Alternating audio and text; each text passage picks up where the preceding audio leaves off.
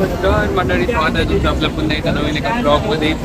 तर this is our food trip of this month आणि आपण चाललो आहे पंढरपूरला.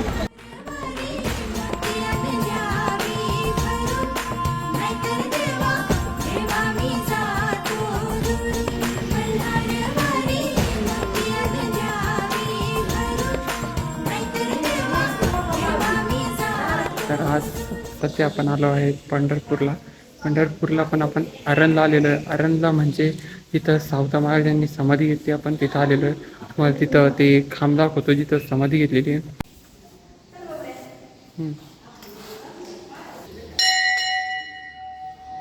हे जे काम आहे इथं सावता महाराजांनी समाधी घेतलेली आहे आणि त्याच्या समोर इथं महाराजांचं मंदिर देखील स्थापित केलेलं आहे, मूर्ती हे इथं मध्ये बघू शकतात तुम्ही.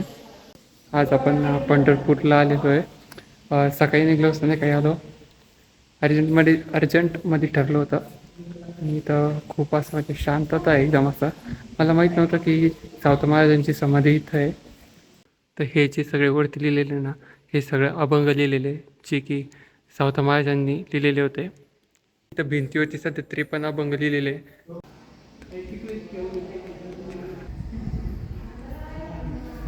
मला आता एक स्टोरी कळलेली आहे सावता महाराजांची. तर सीन असा झाला होता पूर्वी काळी.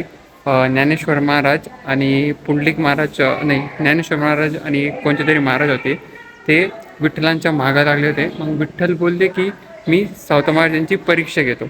मग सावता महाराज एक ठिकाणी बसले होते आणि सावता महाराजला बोलले विठ्ठल की मला तुम्ही लपवा.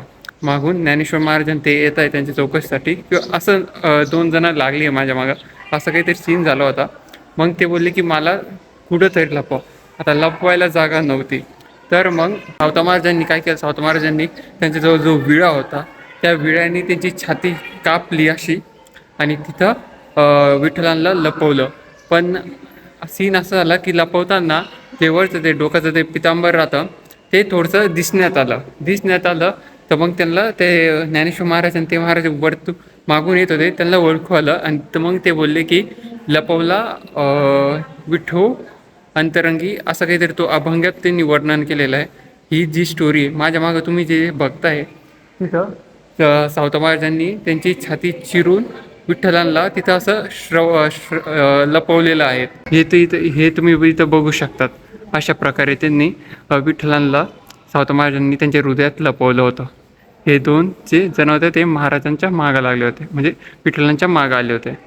खूप सुंदर अशा स्टोरीज आहे इथं जे आपल्याला ऐकायला वाटतात. आपल्या ज्या संस्कृतीमध्ये ना खूप भारी भारी स्टोरीज आहे, हिस्ट्री खूप चांगली आहे.